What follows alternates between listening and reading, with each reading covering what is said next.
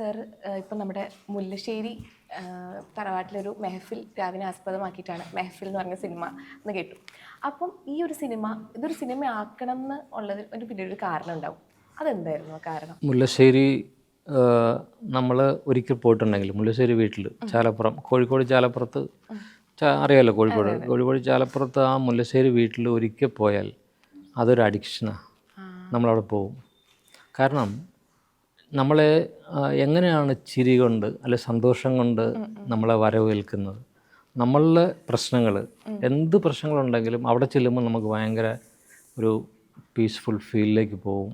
അത് എല്ലാ തരത്തിലുണ്ട്. അവിടുത്തെ ചുറ്റുമുള്ള ഗാർഡൻ, അകത്തോട്ട് ചെല്ലുമ്പോൾ ഒരു കൊച്ചു വീടാണ്, പക്ഷെ അതിനകത്തോട്ട് ചെല്ലുന്ന ഓരോ അവിടെ വച്ചിരിക്കുന്ന ഒരുപാട് വിഗ്രഹങ്ങൾ, ഗണപതി വിഗ്രഹങ്ങളും അല്ലാത്ത ആൻറ്റിക്സും, ആ വീടിൻ്റെ അകത്തെ തണുപ്പും ഇരുട്ടും, അവിടെ വച്ചിരിക്കുന്ന ഫോട്ടോസും. കാരണം ഗാനഗന്ധർവൻ തൊട്ട് അവിടെ വന്നു പോയ എല്ലാ സുഹൃത്തുക്കളുടെയും ഫോട്ടോ ഉണ്ട്. അവിടെ അകത്തൊരു കട്ടിലിൽ ഒരാളിങ്ങനെ കുറേ അധികം കാലം അനങ്ങാതെ കിടന്നിരുന്നു. 90% ഡിഫറൻ്റ്ലി ഏബിൾഡ് ആയിട്ടുള്ള ഒരാൾ അവിടെ കിടന്നിരുന്നു. പക്ഷേ അതൊന്നും നമ്മളെ ബാധിക്കുന്നില്ല. അവിടെ കിടന്ന, അങ്ങനെ വയ്യാതെ കിടന്ന ഒരാൾ എത്രമാത്രം മറ്റുള്ളവരുടെ ജീവിതത്തിൽ പ്രസരിപ്പുണ്ടാക്കി എന്നുള്ളതാണ് എൻ്റെ മനസ്സിലൊരു അത്ഭുതമായിട്ട് തോന്നി. ഒരാൾക്കെങ്ങനെ പറ്റും?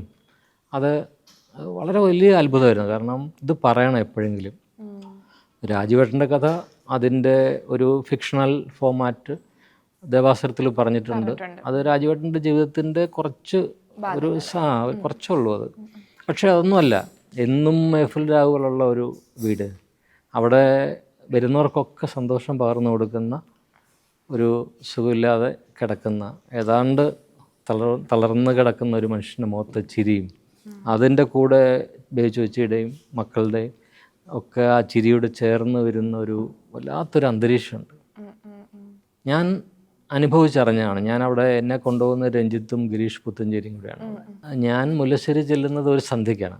അപ്പോൾ ഓർത്ത് നോക്കി, ഒരു സന്ധ്യാസമയം എവിടെയോ തബലയൊക്കെ ട്യൂൺ ചെയ്യുന്ന ശബ്ദം, ഹാർമോണിയത്തിൻ്റെ ശബ്ദം ഒരു വീട്ടിലോട്ടില്ല. അപ്പോൾ എന്താണെന്നൊന്നും രഞ്ജിനോട് പറഞ്ഞിട്ടില്ല. ചെല്ലുമ്പോഴേക്കും അവിടെ പൂതേരി രഘുവേട്ടനുണ്ട്, തബല വായിക്കുന്ന രഘുവേട്ടൻ. അങ്ങനെ കുറേ അധികം ഗസൽ പാടുന്ന ആൾക്കാരും സംഗീതത്തെ ഇഷ്ടപ്പെടുന്നവരും ആസ്വദിക്കുന്നവരുമായിട്ട് കുറേ അധികം പേര് എല്ലാവരും പരിചയപ്പെടുത്തി ചെല്ലുമ്പോഴേക്കും ഒരാളിങ്ങനെ കിടക്കുന്നു, രാജുവേട്ടൻ. അടുത്ത് നമ്മുടെ ഈ പോസ്റ്ററിൽ കാണുന്ന പോലെ ബേവിച്ച് വെച്ചുണ്ട്, മകള് നാരായണിയുണ്ട്. വാട ചക്ക എന്ന് പറഞ്ഞാൽ എന്നെ വിളിക്കുകയാണ്. എനിക്ക് എത്രയോ കാലം പരിചയമുള്ള പോലെ വിളിക്കുകയാണ്. അന്ന് ആ കിടന്ന കിടപ്പിൽ അടുത്തേക്ക് വിളിച്ചിങ്ങനെ ചേർത്ത്, നീ നന്നായി വരൂടാന്നൊക്കെ പറഞ്ഞിട്ടുള്ളൊരു അവിടുത്തെ കോൺഫിഡൻസ് നമുക്ക് ഉണ്ടാകും. കൂടെ ഇരുത്തുന്നു. പിന്നെ അവിടെ സന്ധ്യയ്ക്ക് ഡോക്ടർ ഷക്കീൽ പാടുകയാണ്. ഷക്കീൽ ഗസൽ പാടാൻ വരുന്നുണ്ട്. അപ്പോൾ ഷക്കീൽ പാടുന്നു. അപ്പം എന്നെ വിസ്മയിപ്പിക്കുകയാണ് ഈ അന്തരീക്ഷം. ആരെയും വിസ്മയിപ്പിക്കും. കാരണം ഇങ്ങനെ ചിരിയല്ലാതെ വേറെ ഒന്നുമില്ല. തമാശകളും ചിരിയും പാട്ടും അല്ലാതെ വേറെ ഒന്നുമില്ല. അവിടെ മുഴുവൻ ഗാനഗന്ധർവൻ്റെ പടമുണ്ട്. ഇവർ വളരെ അടുത്ത സുഹൃത്തുക്കളായിരുന്നു, ദാസേട്ടനും രാജുവേട്ടനും. എപ്പോഴും വിളിക്കുകയും വരികയും ചെയ്യുന്ന ഒരു സൗഹൃദമുണ്ട്. അപ്പോൾ സൗഹൃദത്തിലൂടെ, സംഗീതത്തിലൂടെ, ചിരിയിലൂടെ എങ്ങനെ നമുക്ക് മറ്റുള്ളവർക്ക് സ്നേഹം, ആശ്വാസം പകരാമെന്നുള്ളതിൻ്റെ ഏറ്റവും വലിയ എക്സാമ്പിളാണ് മെഹഫിൽ എന്നുള്ള സിനിമയും. ഞാൻ കണ്ട ആ ഒരു സന്ധ്യ, ആ മെഹഫിൽ രാവാണ് ഈ സിനിമ. ഓക്കെ സർ, അപ്പം നമ്മുടെ ഒരു ഇൻ്റർവ്യൂവിൽ അനൂപേട്ടൻ പറഞ്ഞിട്ടുണ്ടായിരുന്നു, അനൂപേട്ടൻ കണ്ടിട്ടുള്ള ഏറ്റവും മനോഹരമായിട്ടുള്ള പ്രണയം രാജുവേട്ടൻ്റെ ആണ്. സാറിന് അങ്ങനെ തോന്നിയിട്ടുണ്ടോ? ഭയങ്കര രസമാണത്. അതിനൊരുപാട് രസകരമായ ഭാവങ്ങളുണ്ട്. കാരണം ആദ്യം രഞ്ജി ദേവാസുരത്തിൽ പറഞ്ഞ പോലെ, ആദ്യം ബേച്ച് വെച്ച് വഴി കൂടെ നടന്നു പോകുമ്പോൾ അവിടെ പാട്ട് കേൾക്കാം. ഇവർ ഡിസ്റ്റൻറ്റ് റിലേറ്റീവ്സാണ്. അപ്പോൾ അവിടെ പാട്ട് കേൾക്കാം. അവിടെ എല്ലാ കലാകാരന്മാരും ഒത്തുകൂടുന്ന സ്ഥലമാണ്. അവിടെ നോക്കാതെ ഇപ്പം നടന്നു പോകുന്നു. എന്നാൽ രാജുവേട്ടൻ ഇടയ്ക്ക് നോക്കുന്നുണ്ട്. ഒരു കൺസേൺ ഉണ്ടെന്നറിയാം. പ്രത്യേക ഒരു സാഹചര്യത്തിൽ ഈ രാജുവേട്ടൻ്റെ വീട്ടിൽ ഇവരൊന്ന് താമസിക്കേണ്ടി വരുന്നു. അപ്പോൾ രാജുവേട്ടനുള്ളൊരു പ്രൊട്ടക്ടറെ കാണുന്നു. ഭയങ്കരമായിട്ട് ഇവരെ സപ്പോർട്ട് ചെയ്യുന്നൊരു രാജുവേട്ടനെ കാണുന്നു. അങ്ങനെയൊക്കെ ആ ട്രാൻസ്ഫോർമേഷൻ വരുന്നുണ്ട്. അപ്പോൾ അപ്സ് ആൻഡ് ഡൗൺസ് ഉണ്ട്. പിന്നെ ഒരു കുഞ്ഞുണ്ടായി, ആ മകളെ കൈകൊണ്ടൊന്ന് എടുക്കാൻ പറ്റുമ്പോഴേക്കും വീണുപോയി. പക്ഷേ രാജുവേട്ടൻ പറഞ്ഞ പോലെ ആരെയും നമ്മുടെ ദുഃഖവും നമ്മുടെ വേദനയും അറിയിക്കരുത് എന്ന് അങ്ങനെ അറിയിച്ച ആരും വരില്ല നമ്മുടെ വീട്ടിലോട്ട് എന്ന് പറഞ്ഞ കാര്യം ചേച്ചി മനസ്സിൽ സൂക്ഷിക്കുകയും ചേച്ചി അതുപോലെ തന്നെ പ്രവർത്തിക്കുകയും ചെയ്യും. ആ വാതിൽ തുറക്കുന്നത് നാരായണി മോളാണെങ്കിൽ അവളുടെ മുഖത്ത് ചിരി, അകത്ത് ചേച്ചി, രാജുവേട്ടൻ എല്ലാം ചിരി മാത്രം. നമ്മളും ചിരിച്ചു പോകും. കാരണം നമുക്ക് ഒരുപാട് വിഷമം, ടെൻഷനൊക്കെ ഉണ്ട്. പക്ഷെ അവിടെ നമ്മളും അറിയാതെ അതിനോട് ചേരും. ഈ രാജുവേട്ടൻ എന്നുള്ള ക്യാരക്ടർ എങ്ങനെയാണ് മുകേഷ് ഏട്ടനിലേക്ക് എത്തിയത്? അപ്പോൾ ഇപ്പം രാജുവേട്ടൻ വയ്യാതെ കിടക്കുന്നു, അതാണ് നമ്മളെ മനസ്സിലുള്ള ഒരു. പക്ഷെ ആ മുഖവും രൂപവുമായിട്ടൊരു സാദൃശ്യം വേണം. അതെനിക്ക് ഞാൻ നോക്കിയപ്പോൾ മലയാള സിനിമയിൽ മുകേഷിനാണ് ചെയ്യാൻ പറ്റുക. മുകേഷ് നല്ല, ഒരുപക്ഷെ മുകേഷിൻ്റെ ജീവിതത്തിൽ മുകേഷിന് ഇനിയും ചെയ്യാൻ പറ്റുന്ന ഒരുപാട് റോളുകളുണ്ട്. അത്രയും കാലിബറുള്ള ഒരു ആക്ടറാണ്. എനിക്ക് വളരെ നേരത്തെ അറിയാം മുകേഷിന്.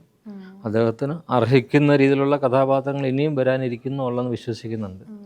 എൻ്റെ കാഥികൻ എന്നൊരു സിനിമയിൽ അദ്ദേഹം കഥാപ്രാസംഗികനായിട്ട് അഭിനയിച്ചിട്ടുണ്ട്. ഇനിയും ഒരുപാട് കഥാപാത്രം ചെയ്യാൻ കഴിയും. പക്ഷേ ഇതിൽ ഒരുപാട് സാദൃശ്യമുണ്ട്. ഞാൻ ഈ നമ്മുടെ ട്രെയിലർ കാണുമ്പോഴൊക്കെ അതിൻ്റെ പല ഷോട്ടിൽ രാജുവേട്ടനാണെന്ന് തോന്നിപ്പോകുന്നു. അതുപോലെ രൂപസാദൃശ്യമുണ്ട്. കാരണം മുകേഷിനെ ഇതുവരെ നമ്മൾ കണ്ടിട്ടുള്ളത് എപ്പോഴും അഴിഞ്ഞ് അങ്ങോട്ട് ശരീരം ഒരു പ്രോബ്ലം ഇല്ല. മുകേഷിൻ്റെ ശരീരം ഇത്രയും വഴങ്ങുന്ന ഒരു ആക്ടർ. അതായത് നമ്മളുടെ സിറ്റുവേഷൻ അനുസരിച്ച് അദ്ദേഹത്തിൻ്റെ കൂടെ, അതും ആ മൂവി ചെയ്യുന്ന കാണുമ്പോൾ അത്ഭുതം തോന്നാറുണ്ട്. അദ്ദേഹം നായകനായിട്ട് അഭിനയിച്ച സിനിമകളിലൊക്കെ ആ ഒരു അനായാസേനയുള്ള ഫ്ലോ ഉണ്ട്, റിതം, സ്പീഡ്, ഓട്ടം. സിദ്ദിഖിൻ്റെ സിനിമയാണ് മുഴുവൻ റണ്ണാണ് അല്ലേ, എല്ലാത്തിലും ഒരു ഓടി നടന്ന് അഭിനയിക്കുന്ന ആ ഒരു ഫീലുണ്ട്. പക്ഷെ ഇതിൽ ഫുൾ കിടക്ക, ആ കിടന്ന ഒരു കൈ വെച്ചിങ്ങനെ ആ കിടന്ന കിടപ്പിലാണ്. അതാണ് ഏറ്റവും ചലഞ്ചിങ് അല്ലേ. അപ്പോൾ ആ ചിരിയിലും പാടാന്ന് പറയുമ്പോൾ അവിടെ ആ സ്ട്രെങ്ത് ഉണ്ട്, അവിടെ കമാൻഡ് ഉണ്ട്, സന്തോഷമുണ്ട്, എല്ലാം അതിലൂടെ. അപ്പോൾ അത് പെർഫോം ചെയ്യാൻ വലിയ ബുദ്ധിമുട്ടാണ്. ഈ ഒരു ബേബി ചേച്ചി എന്നുള്ള ക്യാരക്ടർ എങ്ങനെയാണ് ആശ ചേച്ചി? അത് വേറൊരു ഓപ്ഷൻ്റെ മനസ്സിലായിരുന്നു. കാരണം ബേബി ചേച്ചി ഇത് തന്നെയാണ്. ആ ഫോട്ടോ രണ്ടും കണ്ടാൽ അറിയാം. ആ വലിയ പൊട്ടും തൊട്ട് ചുരുണ്ട മുടിയും എന്തൊരു ലൈക്നെസ് ആണെന്നറിയാം. എങ്ങനെയാണ് ഇത്രയും ഒത്തുവരുന്നത്? ഞാൻ എങ്ങനെയാണ് ഇപ്പം രേവതി അഭിനയിച്ചിട്ടുണ്ട്, രേവതിയുടെ ഫോട്ടോ അല്ലെങ്കിൽ ആ ക്യാരക്ടർ ചെയ്തിട്ടുണ്ട്. പക്ഷെ എനിക്ക് അതിലും റിസംബ്ലൻസ് തോന്നുന്നത് ആശയായിട്ടാണ്. കാരണം അതാ ചിരി, അത് തന്നെയാണ് ചിരി. ഞാനത് സിനിമ ആക്കിയതിന് ശേഷം അതിന് മുൻപ് ഇടയ്ക്കൊക്കെ ഇവിടെ മുല്ലശ്ശേരി പോയിരുന്നു, ഇപ്പോഴും പോയിരുന്നു, ചേച്ചിയുടെ ഇൻ്റർവ്യൂ എടുത്തിട്ടുണ്ട്. അപ്പോഴും ഇതേ ചിരി നമുക്ക് മാറിപ്പോൾ അതുപോലെ അത് പറഞ്ഞു കൊടുക്കേണ്ടി വരുന്നില്ല. ആശയുടെ എനിക്ക് തോന്നുന്നു സിനിമാ ജീവിതത്തിലെ ഭയങ്കര ഡിഫറെൻ്റ് ആയിട്ടുള്ള ഒരു ക്യാരക്ടറായിരിക്കും. ഓക്കെ, ഇപ്പം സാറിൻ്റെ ആണെങ്കിൽ സിനിമയിലുള്ള കാസ്റ്റിംഗ് എന്ന് പറഞ്ഞാൽ പെർഫെക്റ്റ് കാസ്റ്റിംഗാണ്. കാരണം നമുക്ക് ആ ഒരു റോളിൽ നമുക്ക് വേറൊരാളെ പിന്നെ ചിന്തിക്കാനേ പറ്റില്ല. കാരണം ഇത് ഏറ്റവും എനിക്ക് എടുത്ത് പറയേണ്ടതെന്ന് വെച്ചാൽ ഇപ്പം നമ്മുടെ ജോണി വാക്കറിലെ ആ വില്ലൻ്റെ ക്യാരക്ടർ ഇപ്പോഴും മനസ്സിലേക്ക് പെട്ടെന്ന് ഓടി വരുന്നൊരു വില്ലൻ ക്യാരക്ടർ പറഞ്ഞു കഴിഞ്ഞാൽ അദ്ദേഹത്തിൻ്റെ മുഖമാണ് ഇപ്പോഴും ഓർമ്മ വരുന്നത്. അപ്പോൾ അദ്ദേഹത്തിന് ആ ഒരു ക്യാരക്ടറിലേക്ക്, ആ ഒരു സാമി എന്ന് പറഞ്ഞ ക്യാരക്ടറിലേക്ക് ചൂസ് ചെയ്യാൻ കാരണം എന്താ?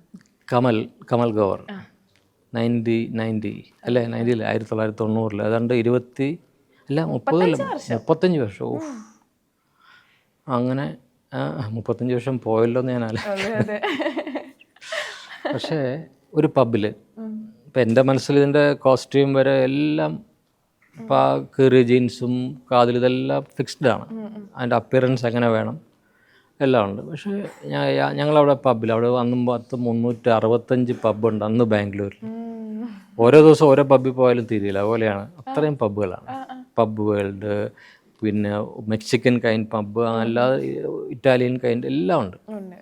അപ്പോൾ എനിക്ക് അന്നും ഇന്നും എനിക്കിഷ്ടമാണ് പബ്ബിൻ്റെ ആംബിയൻസ്. കാരണം ഒരു യൂത്തിൻ്റെ അല്ലെ യൂത്ത്ഫുൾനെസ്സിൻ്റെ റെപ്രസെൻറ്റേഷനാണ് പബ്ബിലുള്ള ആംബിയൻസ്. പാട്ടും ഡാൻസും മറ്റ് ഇത് ഡ്രഗ് ഒന്നുമില്ല, പക്ഷെ അവിടുത്തെ ഒരു വൈബ് നമുക്ക് ഭയങ്കരമായിട്ടൊരു ഇഷ്ടപ്പെടുന്നതാണ്. അങ്ങനെ